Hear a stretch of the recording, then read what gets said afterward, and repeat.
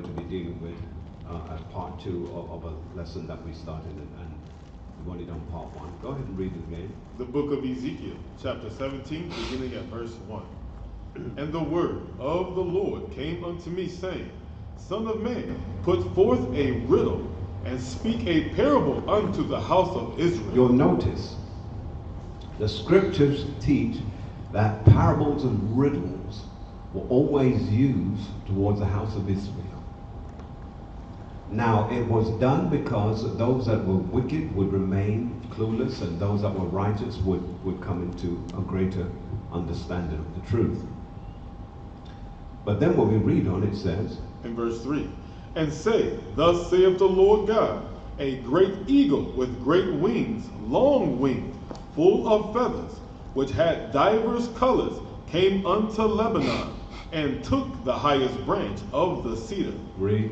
He cropped off the top of his young twigs, and carried it into a land to traffic. He set it in a city of merchants. Now, that's heavy right there. That's right there, Joel, right there. Yeah. We're going to be breaking this up in part 2 of the teaching that we're dealing with. But the scripture that I want to open with today is Hebrews chapter 3 and verse 1. Hebrews chapter 3 and verse 1.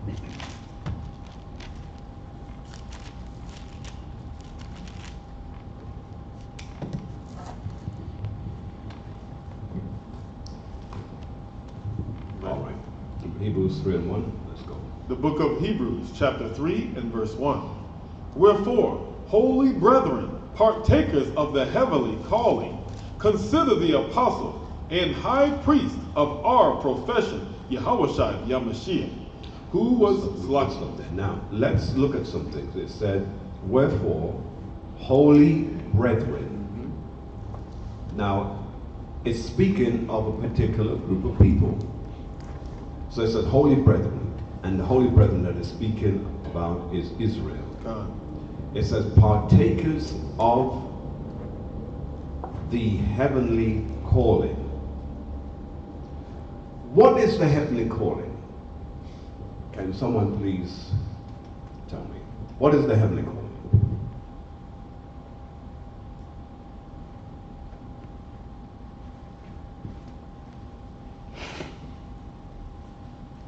Don't speak at once.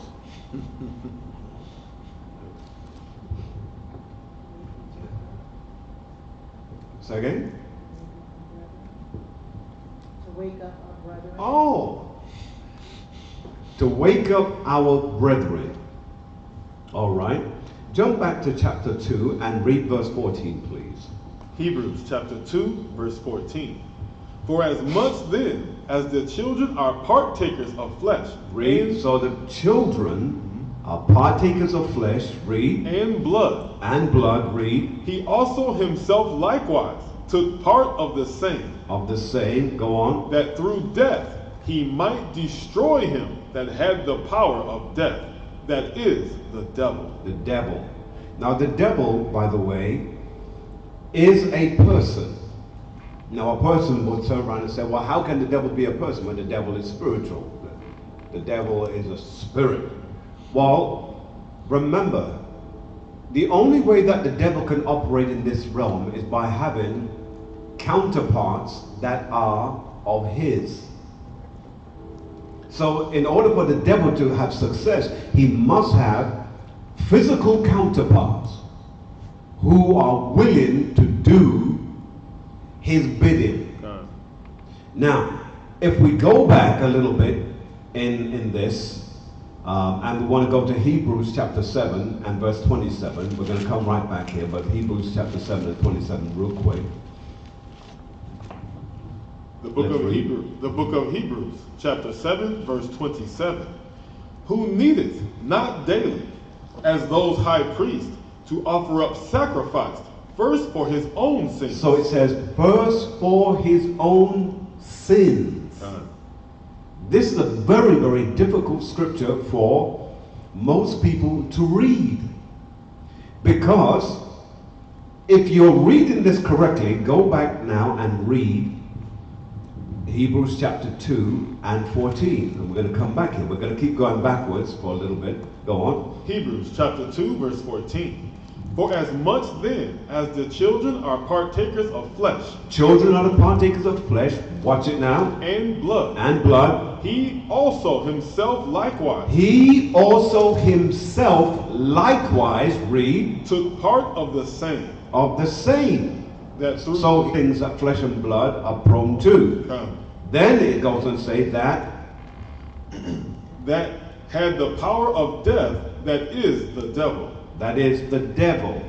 Now go back and read Hebrews chapter 7 and 27. Hebrews chapter 7 and verse 27. Who needeth not daily, as those high priests, to offer up sacrifice, first for his own sins. First for his own sins. Meaning that there were sins in a previous life that had gone unaccounted for. There is no sin that we do, ladies and gentlemen, brothers and sisters, that goes unpunished. None. Everyone is going to find itself in a day where you have to pay the piper, as they say. So then it says that who needeth not daily as those high priests to offer up sacrifices for his own sins, read. And then for the people's. And notice, then it says, and then for the people's. Read. For this he did once, when he offered up himself. So when he offered up himself, that means when he died on the cross. When he was crucified. That's hard for our brethren to read because they say, but he said, yes, when he came as Yahushua the Mashiach, through the flesh by way of Mary and Joseph, now he came as a different man assigned to do a different task. Before, there were things that he had done that went unpunished. That's right. Now, I'm not going to get into all the names of who he was and all of that because that's not the focus of our teaching today. But suffice to let you know that we struggle because in the latter clause of Hebrews 2 and 14, it says that through death he might destroy him that had the power of death, that is the devil. Right. So we're dealing with a real issue here. And so the devil, the spiritual devil, uses what? A particular group of people to make them the devil on the earth. And uses that group of people to rain havoc and to make life crazy. So now when we go to chapter 3, in fact, let's read 18 of chapter 2. Let's read that before we move forward. Hebrews chapter 2, verse 18. Then, for in that he himself have suffered, being tempted. So he had to suffer, and he had to be tempted. In other words, he had to be tested. Because that's basically what temptation is about. The testing. Read. He is able to succor them that are tempted. So he is able to succor or succor. What that's dealing with is to aid. He can only aid you if he himself have gone through what you have gone through.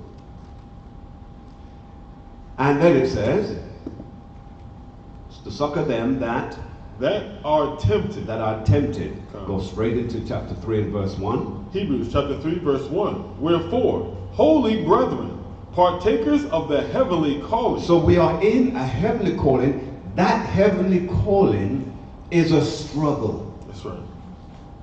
You are going to struggle. That's right. Meaning you've got a fight on your hands. Go on. Consider the apostle and high priest of our profession, Yamashiach Yahushua. Read on. Who was faithful to him that appointed him. So he was faithful to him that appointed him. Read. As also Moses was faithful in all his house. In all of his house. In all the things that he had to do. Now, so we know that faithfulness is important. Con. You're going to go through a struggle, and you're fighting with some real enemies that are of the devil. Con. So whilst people are talking, oh, I saw this spirit walk into the room and this spirit did this. But look, he has some real flesh and blood spirit that's messing with you right now. That's right. Let's focus on that. Let's go from there to Micah chapter 7 and 9. Okay, Micah chapter 7 and 9.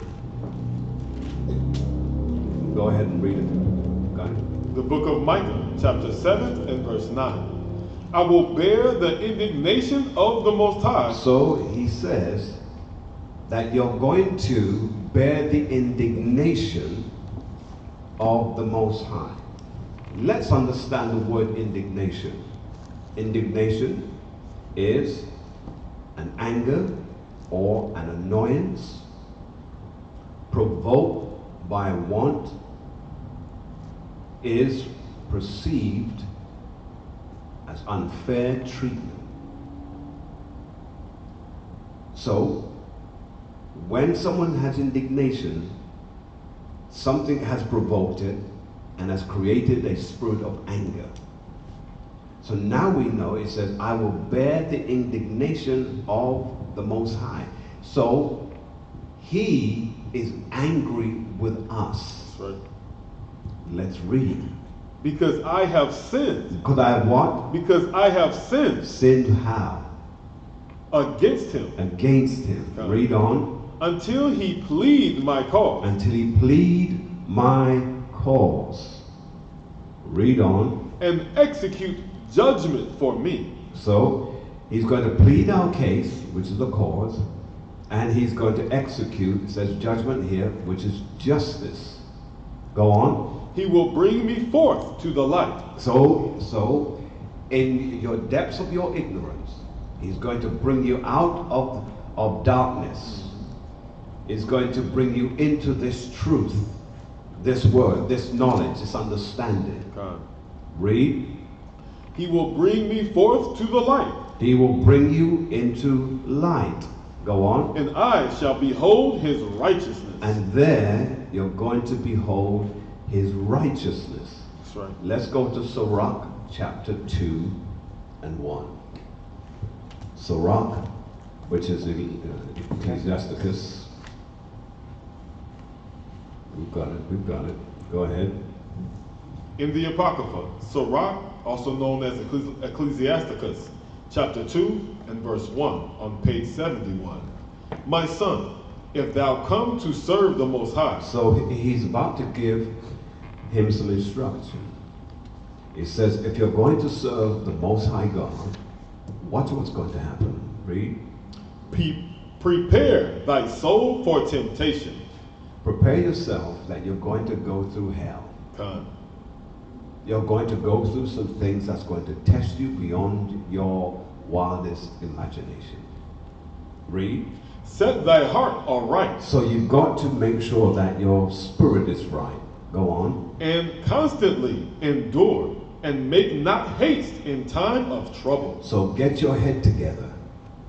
Get your thinking together, because there are things that you're going to deal with that you have to be able to look back and say that the Most High God took you there, yet brought you through. God. Does that make sense to you so far? Yes, sir. Now let's read on a little bit more. Read. Verse 3. Cleave unto him. Do what? Cleave unto him. So you can't cleave to anyone else. You can't lean on anyone else. You have to cleave to him. God. Go on. And depart not away, that thou mayest be increased at thy last end. So you mustn't put yourself in a situation that you're going to separate yourself from his will. You have to cleave to him and hold on for dear life. God. Are you with me so far? Yes, sir. All right. Let's put some precepts to that. Let's go to Job chapter 2. Job chapter 2.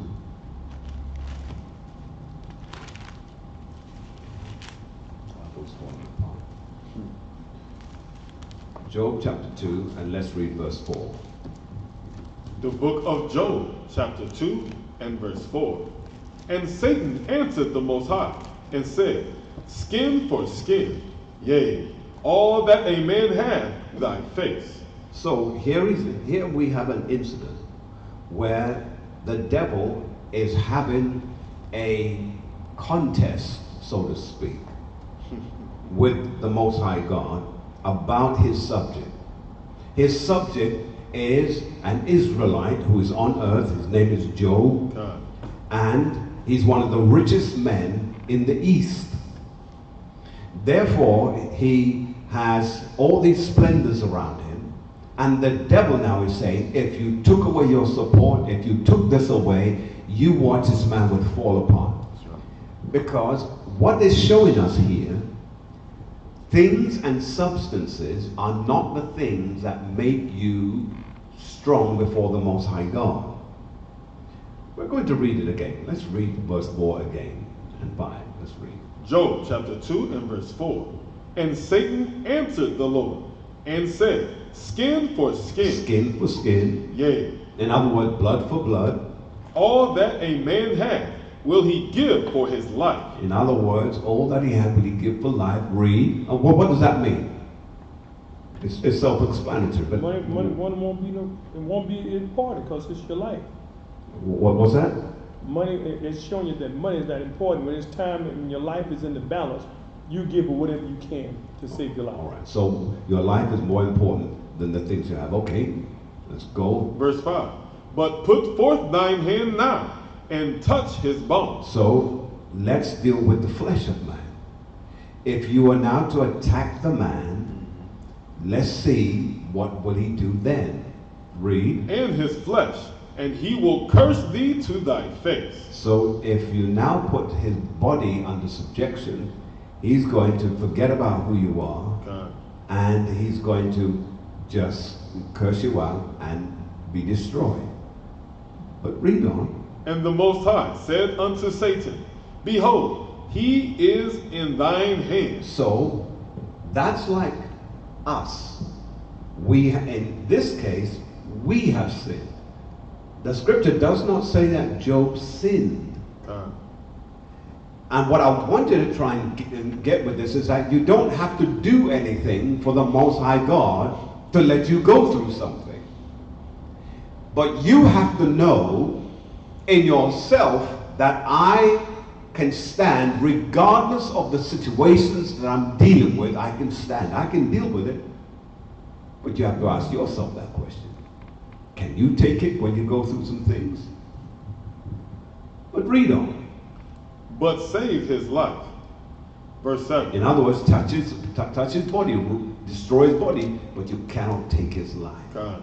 So what does that tell us right there?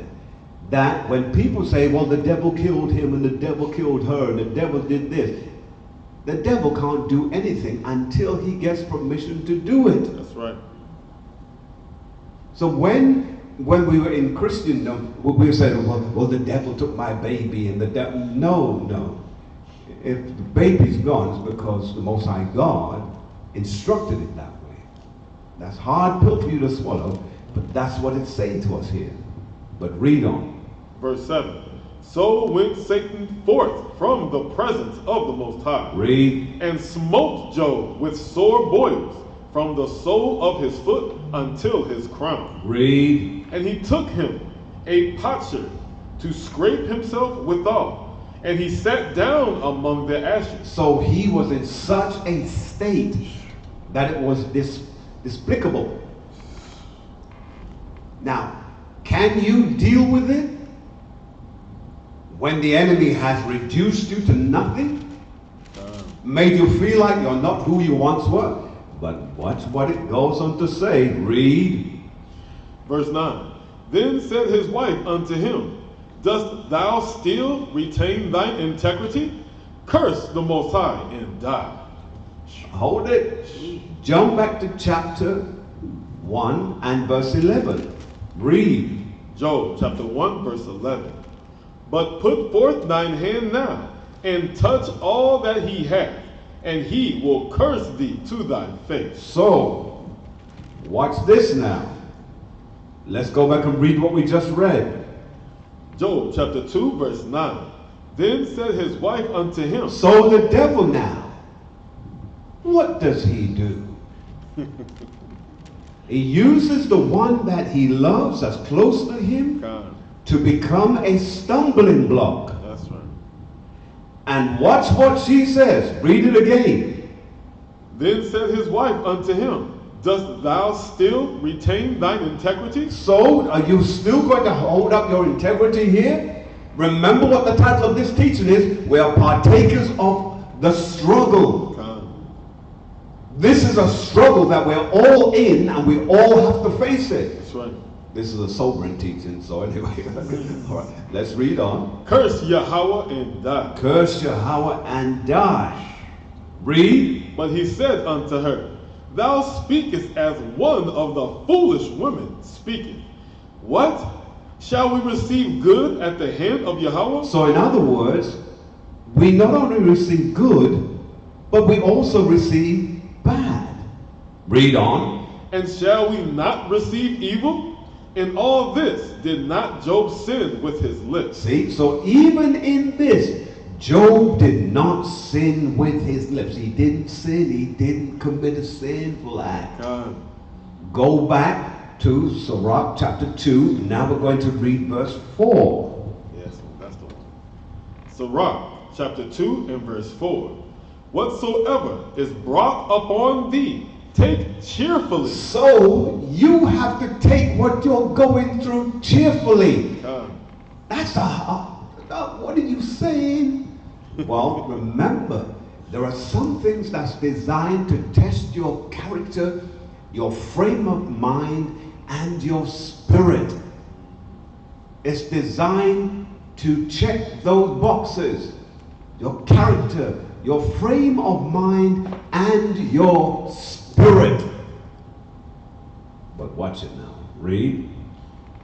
And be patient. And be what? And be patient. There are things that you must be patient with. Read. When thou art changed to a low estate. So when you're changed to a low estate, meaning you're going to go beneath the standard of living that you thought you once had. God. Can you deal with it? And it doesn't just mean standard of living. It just means your life in general has just dropped. Everything has changed. That's right.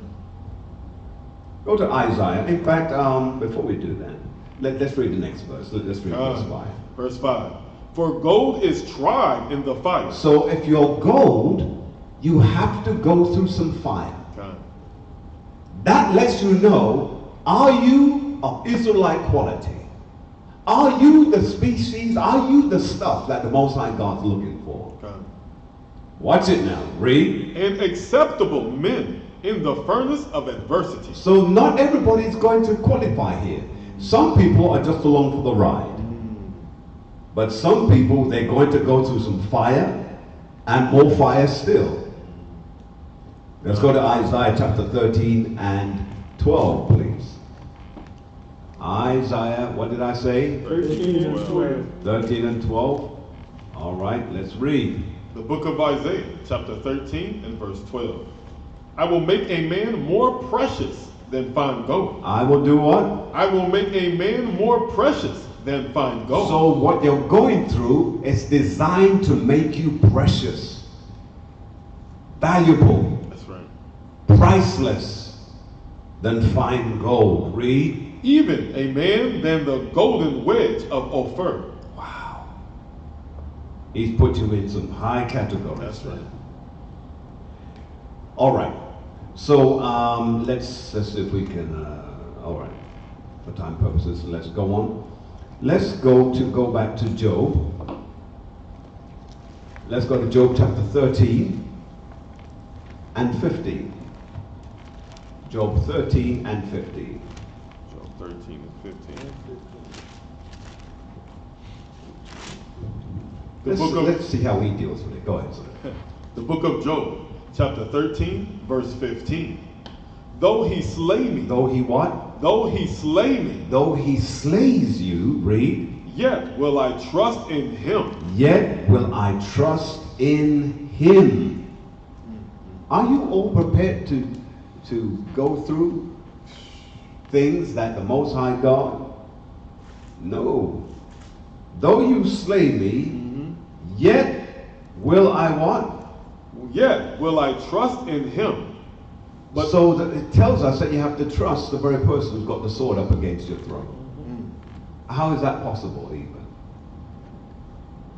But now, read, sir. But I will maintain mine own ways before him. I will maintain my own ways before him. Jeremiah chapter 10 and 19.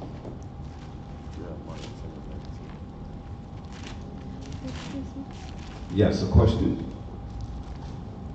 Who is, though he slay me, who is he? He is the Most High God. Yet will I trust him. Yes. You see, our Father, He made you and He's designed you and He put you in whatever situation you're going through. He specifically knows how much you can take. He knows this. And sometimes He knows that you can take a lot. So what does He do? What does He do? Put a lot on you. Put a lot on you. Now why is He doing that? Because He's not going to break you, He's going to make you. And the breaking of this gets so heavy sometimes, you wonder, how can I bear it? But what you have to recognize, there's something precious on your life that is extraordinary. It's not like everybody else. Ooh. If you realize the things that people deal with, and you know, if someone walked around with a billboard saying, look, this is what I'm dealing with, this is what I'm going through, people say, oh, I know what I know what she's going, what he's going through. But nobody does that. No. We're all in our private wars. We all have our covers on. We have a facade. And that facade, it's like your public face. But your private face is something different.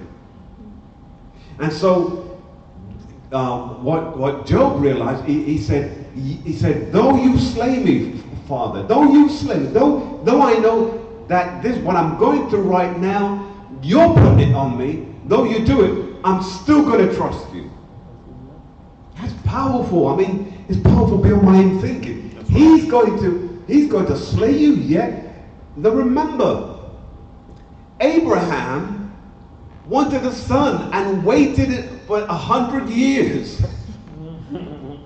And now he's got one. That's right. Guess what the father says? Yeah. Abraham, take now thy only son. And he's telling you to go and take him and kill him? Well, here's the thing. What made this man have enough faith is because he knew I wasn't having any children before this. The only reason I have children is because he made me have children. That's right.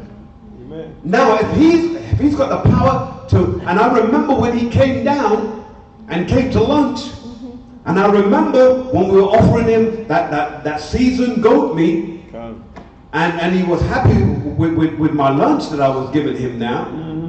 And then he was going on his way. He said, this time, next year, you're going to have a son. Now, if he can see that and do that, then the same God who's going to let me go and kill my son will bring him back to life. That right there is an example of the future of Yahushua coming, dying on a cross and coming back to life. That's right. Being orchestrated and played out in front of us on the world stage, that we can see it happen and have it documented, that we can live by this truth. You've got to know that whatever you're dealing with, that you have a Father that will not let you go through it and not have a result at the end. It's powerful. Though you slay me, yet will I trust you. That's powerful. But now watch this. In Jeremiah chapter 10 and 19, watch this now. Read. The book of Jeremiah, chapter 10 and verse 19. Woe is me for my hurt. My wound is grievous. But I said, truly, this is a grief and I must bear it. Watch this. He says, woe, destruction is on me. Come. Because that's what woe means, by the way. That's right. You do know that. Yes. Right? Come. He says, woe is me, destruction is on me. That's like Job saying the same thing. But watch this. He then go ahead and make your notes if you want. Yes, sir. He said, even Job realized when he was going through the destruction, the demolishing of his wealth, the destruction of his children, and now the destruction of his own physicality is up for show now. But yet, watch this. Go ahead. He said, woe is me, for my hurt. My wound is what? Grievous. Grievous. Hard. Yeah. I mean, that's tough. That's right.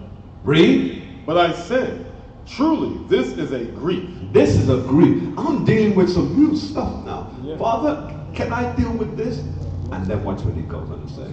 And I must bear it. And you must bear it. There are some things you have to bear. Wow. Wow. Some things you have to deal with. I feel like I'm teaching myself now, all right? Jeremiah 25 and 15. God.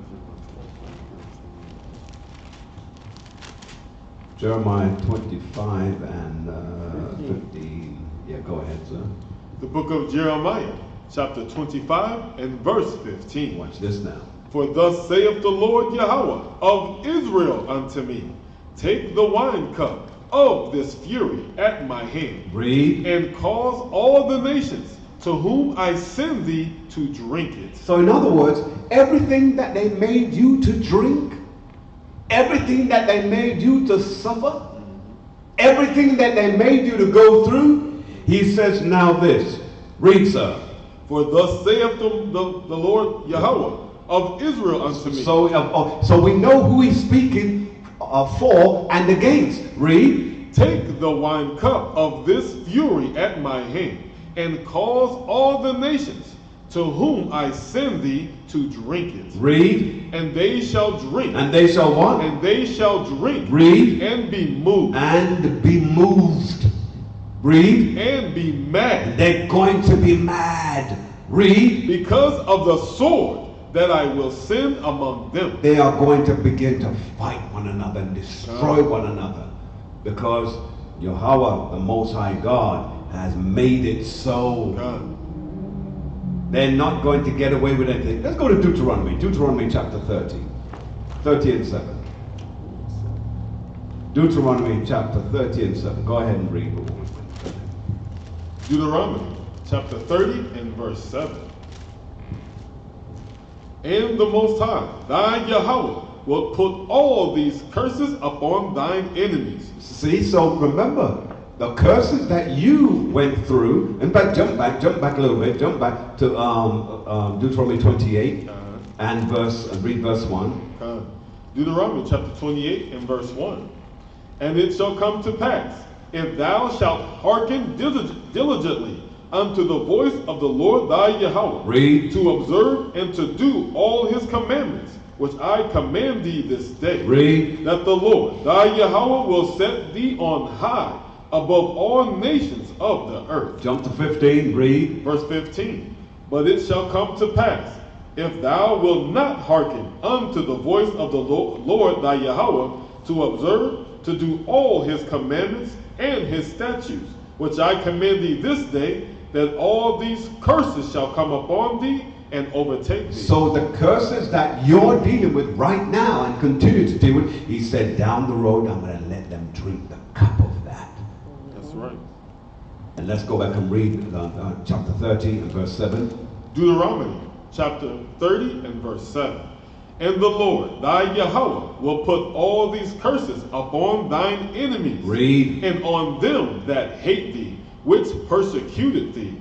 So who are your enemies? Psalms 83 and 6. Psalms 83 and 6. Let's read. The book of Psalms, chapter 83 and verse 6. And who's at the top of the list? Go ahead and read. The tabernacles of and the Hagarines, Gabal and Ammon and Amalek, the Philistines, with the inhabitants of Tyre. Assur also is joined with them. They have helped the children of Lot, Selah. Lot, Selah. The children of Lot are who? Ammon and Moab. Come. So for those who are listening to this first time and you don't know who the ancient names of the modern people of these begin at verse 6 again. It says the tabernacle of Edom. Edom is the Europeans, basically. All right, go on. And Ishmaelites. Ishmaelites are the Arabs. Go on. Of Moab. Moab is the Chinese. Go on. And the Hagarines. Hagarines are those Egyptians. Go on. Gabal. Gabal is who? Quickly, somebody tell me. Rome. Go on. And Ammon. Ammon is the Japanese. And Amalek. I'm speaking. Let me speak. Read. And Amalek. Amalek is who? German.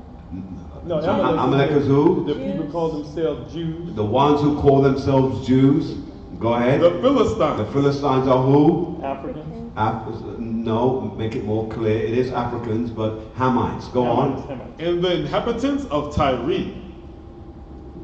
And who are they? And they're Africans. Hamites also. Go on. Assur. Assur are who? Syria. Assyria. Is also joined with them. They have helped the children of Lot. Let's go to Lamentations chapter 4. I'm going to have to speed up just a little bit. Excuse me. 4 and verse 21. The book of Lamentations, chapter 4 and verse 21. Rejoice and be glad, O daughter of Edom. Of daughter of Edom. So now we're seeing, if you didn't know who the devil's choices are, you're now seeing it here. That's right. We read about it in Psalms 83. Those were the children that the devil uses. So here we are again. And it says in verse 21, read again. Rejoice and be glad, O daughter of Edom. Read. That dwellest in the land of Uz. So they dwellest in the land of Uz. So they are in, figuratively speaking, they're in their heaven now. God. They're in their promised land. They're in their lap of luxury now. That's what they're enjoying. They're at the top of the food chain. That's right. They are the commanders of the world. They're the movers and the shakers. They're the ones who can go into a country and take what they want. Take your oil, take your gold, take your silver. They're the ones that can do that. Read on. The cup also shall pass through unto thee. Thou shalt be drunken. Thou shalt be what? Thou shalt be drunken. See that? Remember we read earlier on about the cup that was going to be given to all the nations? God. So here it is. They shall be drunken. Read. And shalt make thyself naked. And they're going to make themselves naked.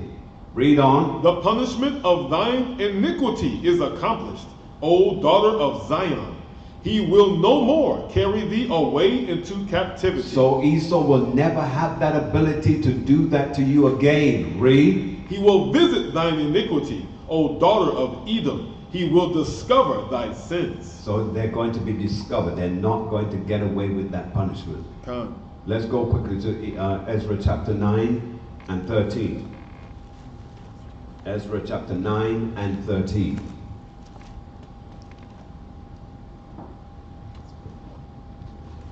All right, go ahead. Ezra 9 and 13. 9 and 13.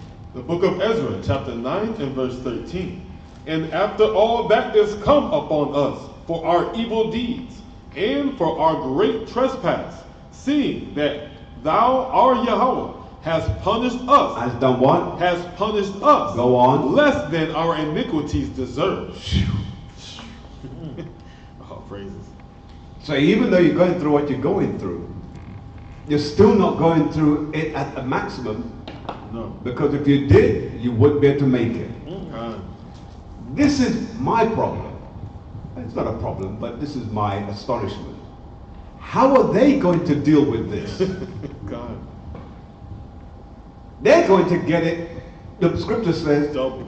oh, go ahead and find it, Revelations. Yes, sir.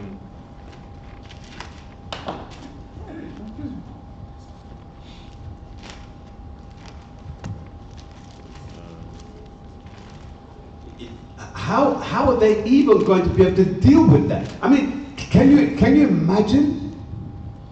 The book of Revelation, chapter 18, verse 6. Read. Reward her even as she rewarded you. Read. And double unto her. So she's going to get double. Now, we could barely deal with the first dose ourselves. Come. I don't know how Esau, Ammon, Moab, Tyre, Ashur, all of those nations, and Ishmael, how are they going to even be able to suffer this? But I don't care. Come. All right, let's go to Revelations chapter 12 and 12. Revelations chapter 12 and verse 12. Therefore rejoice. Therefore what? Therefore rejoice. So he's telling you, this is how you deal with it. Rejoice. Come. Read. Ye heavens, and ye shall dwell in them. Now, why it says ye heavens? Because it's speaking about Israel. Come. Because Israel will be in their heavens. That's right. Rejoice ye heavens. It's not speaking about the angels that are up there. No one's never done them anything. So it's speaking about us. Rejoice ye heavens. Read. Ye heavens, and ye that dwell in them. Woe to the inhabitants of the earth. Destruction to the inhabitants of the earth. Read. And of the sea. And of the sea. For the devil is come down unto you. So the devil has come down. So people say, well, the devil, you know, he took on human form and blah, blah, blah. Well, first of all, just in case anyone having a challenge with the word destruction, go to Hosea chapter 7 and 13 real quick. Let's go there real quick. Yes, sir. 7 and 13. 7 and 13. Hosea chapter 7, verse 13. Read. Woe unto them. For Hold they, it said, woe unto them. Come. So it's telling that destruction unto them. Read. For they have fled from me. Destruction unto them. There it is, see? So we're seeing that the word woe is dealing with destruction. Come. Go on. Because they have transgressed against me. They've transgressed against him. So for those who will say, no, the word woe doesn't mean that, well, you just read it. I mean, crystal clear. Can't make it any clearer than that. So now when we go back, let's read. Revelations chapter 12 and verse 12. Read, sir. Therefore rejoice ye heavens, and ye that dwell in them. Read. Woe to the inhabitants of the earth and of the sea, for the devil is come down unto you. Read. Having great wrath, because he knoweth that he hath but a short time. So the people of this earth, they recognize that the signs of foretelling. That's right. And so they're now doing things to almost, in fact, they're not even sure why they're doing what they're doing. Because the scripture says that when he comes, they will be too afraid to fight, but the scripture says that he will make them want to fight. That's right. So they're not sure what they do, but they do it anyway. And so here, ladies and gentlemen, we are recognizing that the enemy reckons that sees his time is coming to an end. And what that verse is really speaking about, this is a time of transition. In fact, you need to write that word down. This is a time of transition. What you're reading here in Revelations 12 and 12 is a time of transition. It says, therefore rejoice ye heavens, of Israel, and you that dwell in them. See? Right. You heavens and you that dwell in them. That Israel dwells in those heavens. Right? Then it says, woe to the inhabitants of the earth, all the other nations, and the seas, and so on, and the devil has come down unto you, having a great wrath, because he knoweth that he hath but a short time. Because there's going to be a transition. And where there's going to be a transition, it's going to be a problem. So why does he, so now he starts to attack the nations more. That's why what you're going to see in the next several years, if not less, you're going to cataclysmic destruction. Yes, yes. beyond what we have ever. Listen, if our forefathers came to this time and they saw some of the things that exist now, they would say, this is hell. Yep. Yeah, that's right. This is not the earth I left. This is hell to what they're seeing. God. But then, let's quickly go, if you please, let's go to 2nd Esdras, chapter 6. We've got 3 more scriptures, so 2nd Esdras, chapter 6. Chapter 6 and verse 7. 6 and 7. Yes. This proves the transition. Go ahead. In the Apocrypha, 2nd Esdras, chapter 6 and verse 7. Then answered I and said, what shall be the parting asunder of the times? See? So what's going to be the changeover of the times? Okay. What is that? Go on. Or when shall be the end of the first? When it's going to be the end of the first struggle and the beginning of the next struggle. We're not going to be in that struggle. Ours is coming to an end. God.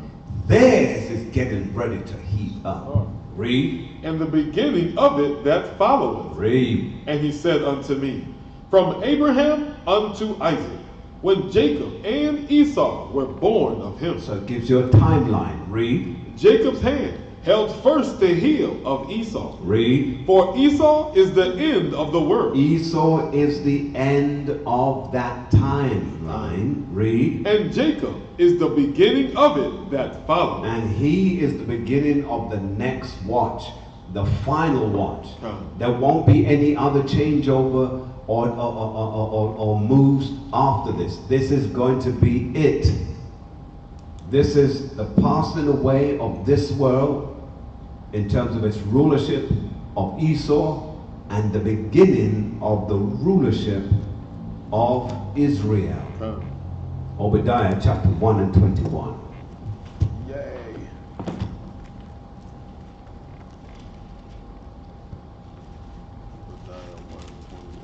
Yeah. The book of Obadiah, chapter 1, verse 21. And saviors shall... And saviors. Let's qualify that word saviors. Go to James chapter 5 and 20.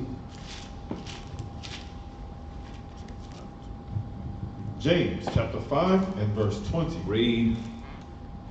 Let him know that he which converteth the sinner. Watch it. What? So our job is to convert who? Our brethren. Who right now are called sinners. That's right. Read. From the error of his way. From the error of their ways. Read. Shall save a soul from death. Save their souls from death. And shall hide a multitude of sins. And hide a multitude of sins. Because if we've saved them from their actions, then that sin now is hidden. Because it's going to be washed away. Gone? All right, let's go back. Obadiah, verse 21. And saviors shall come up on Mount Zion to judge the mount of Esau. To do who? To judge the mount of Esau. Read. And the kingdom shall be the Most High's. And the kingdom is going to be Yahushai's. Let's go back to Micah chapter 7 and 9. Micah chapter 7 and verse 9. I will bear the indignation of the Most High, because I have sinned against him, until he plead my cause and execute judgment for me. He will bring me forth to the light, and I shall behold his righteousness. Read. Then she that is mine enemy shall see it, and shame shall cover her, which said unto me, where is the Most High thy Yahweh? In other words, just curse the Most High and die. Wow. Read. Mine eyes shall behold her. Now shall she be trodden down as the mere of the streets. Wow. See that? God. Let's finish Revelation chapter 21 and verse 4. 21 and 4. Revelation chapter 21 and verse 4. And Yahweh shall wipe away all tears from their eyes. So, you will no longer ever shed a tear. Come.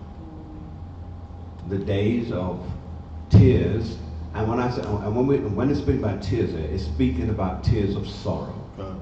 because there are tears of joy, incidentally, but this is tears of sorrow. Read.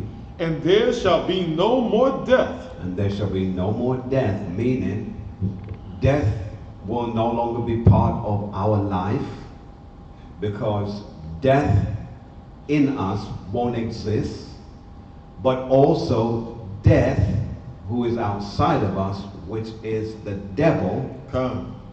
And I don't mean the devil as in devil as in a particular species. That's right. They're going to be destroyed.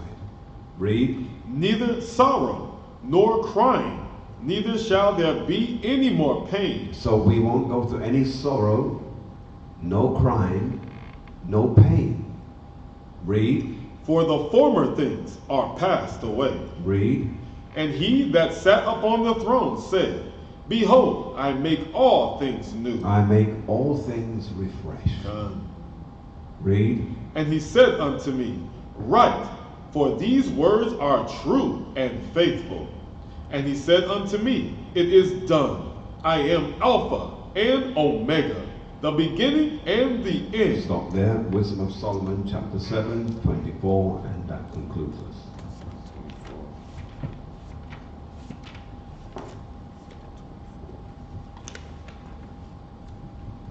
In the Apocrypha, chapter 7 and verse 24.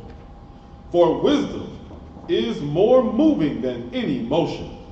She passeth and goeth through all things by reason of her pureness. Jump to 27. Verse 27.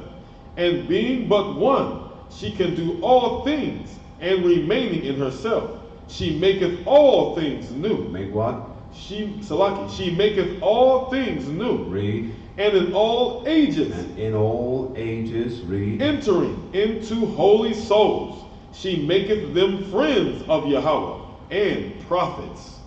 Selah. Selah. Prophets. Any questions from anyone online or anyone that is here with us right now? Take any questions from the audience as well as any online, if there be any. It's a little bit more of a sobering teaching, so Yeah. I know it might have kind There's of been some been a little bit. trials and tribulations going on with Israel. Any questions That's online? sobering right there. Yes. All right. So to all those online, we want to bid you a farewell, but before we do that, we want to encourage you to prepare yourself for the feast of that's coming up. And what I want you to also do is to check on our bulletin board, and you will see all the information of the dates and the times. We're looking forward to having you come and spend some time with us, that we can come as a family to enjoy the splendor of the Most High God, and we can have fellowship and friendship among each other. Right. We look forward to seeing you, and tonight, Officer Dwayne and myself will bid you shalom.